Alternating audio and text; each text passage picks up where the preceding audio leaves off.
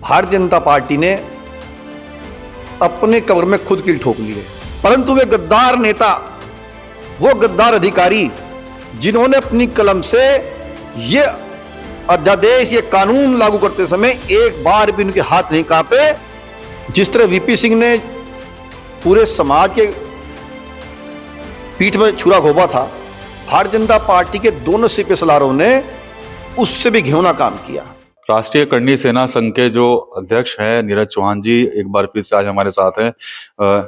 UGC का जब शुरू हुआ था, आपसे बातचीत हुई थी सबसे पहले, और उसके बाद अब सुप्रीम कोर्ट ने भी इस पर कहीं ना कहीं रोक लगा दी, लेकिन लोग सड़कों पर हैं, अभी भी स्वर्ण समाज के लोग आंदोलन लगातार कर रहे हैं और कहीं ना कहीं एक बड़ी चेतावनी जो है वो बीजेपी को भी उनकी तरफ से दी जा रही है। आज भी सहारनपुर में प्रोटेस्ट हुआ तो वहां पर भी कह रहे थे बेगर ऑप्शन हमारे पास अब नोटा का रह गया है। सर्वप्रथम धन्यवाद आपका।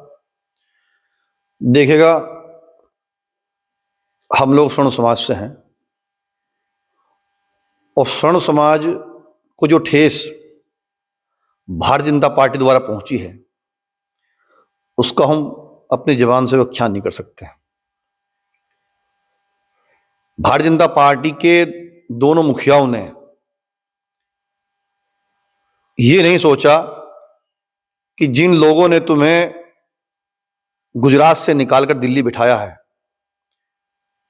आप उन्हीं के बच्चों के भविष्य के लिए और स्वर्ण समाज के लिए एक षड्यंत्र जो रचाया जा रहा है उस पर क्या फर्क पड़ेगा। उसका सीधा सीधा प्रभाव अरे श्रीमती जी कुछ तो सस्ता लो, बचत करो। नहीं श्रीमान जी, सब बढ़िया लो, रहने दीजिए। इसमें क्या खास बात है? थोड़े में ज्यादा स्वाद, यही तो है इसकी खास बात। वाओ मामा, क्या स्वाद है। अरे मेरे राजा, प्योर मसाला। आज की तारीख में लोगों को इतना दिल पर पहुंचा है, इतना गहरा दिल पर चोट पहुंची है कि शायद प्रधानमंत्री और गृह मंत्री समझ नहीं पाएंगे। तब तक उन्हें समझ में आएगा। देखिएगा, हर व्यक्ति का एक अंत होता है, एक शुरुआत होती है। आज भारतीय जनता पार्टी ने अपने कब्र में खुद कील ठोक ली है और ये आखिरी कील है। समझाने के बावजूद भी लोग वापस नहीं जाना चाहते भाजपा की तरफ। कारण बड़े दिल से लोगों ने भारतीय जनता पार्टी को सपोर्ट किया था और जब इसकी गहराई में जाया गया तो वही एक दौर जो पहले गुजरा था वीपी सिंह का, वही दौर दोबारा करवट लेता हुआ नजर आया। जिस तरह वीपी सिंह ने पूरे समाज के पीठ में छुरा घोंपा था, भारतीय जनता पार्टी के दोनों सीपी सलारों ने उससे भी घिनौना काम किया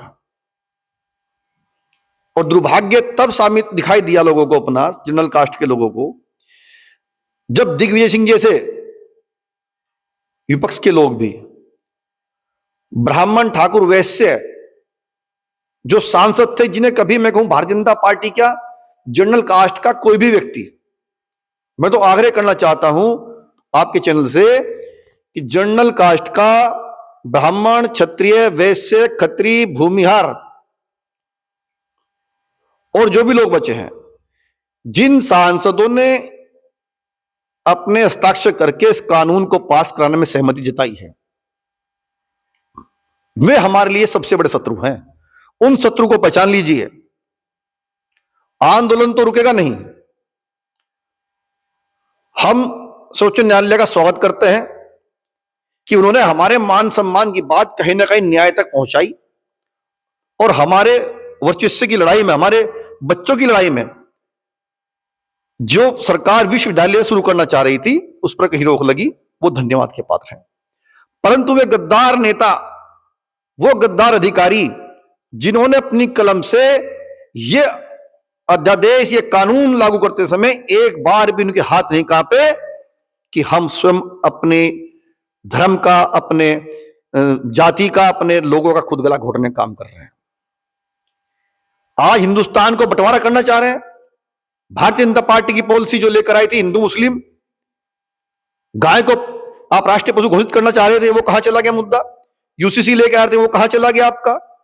हिंदू राष्ट्र बनने जा रहा था, वो कहां चला गया। जनसंख्या नियंत्रण की बात करते हैं आप।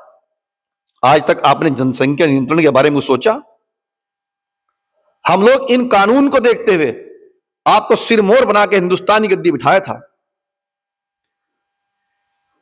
आप धारा 370 के लिए आए थे, आपने 77 पास कर दी। 370 का आपने झांसा दिया, 370 ए पास कर दी। आप व्यापारी, एक व्यापारियों के स्टेट से आते हैं और आपने हिंदुस्तान के अंदर जाति में, बिरादरी में, हमारे धर्म के अंदर, शिक्षा के अंदर वहां भी व्यापार करने से आप नहीं चूके। आपकी नीति और आपकी सोच व्यापारिक है। जिस भारत माता को आप मां कहते हैं, हमें अफसोस है आप राज किस पर करेंगे। जब आप हमारी जातियों में हिंदुस्तान को बांटने का काम करेंगे, गृह युद्ध की तैयारी कराएंगे, तो आप दोनों व्यापारी बताइए कि आप राज किस पर करेंगे। और अब जनरल समाज ने सोच लिया है कि किसी भी हाल में वापस नहीं मुड़ना है।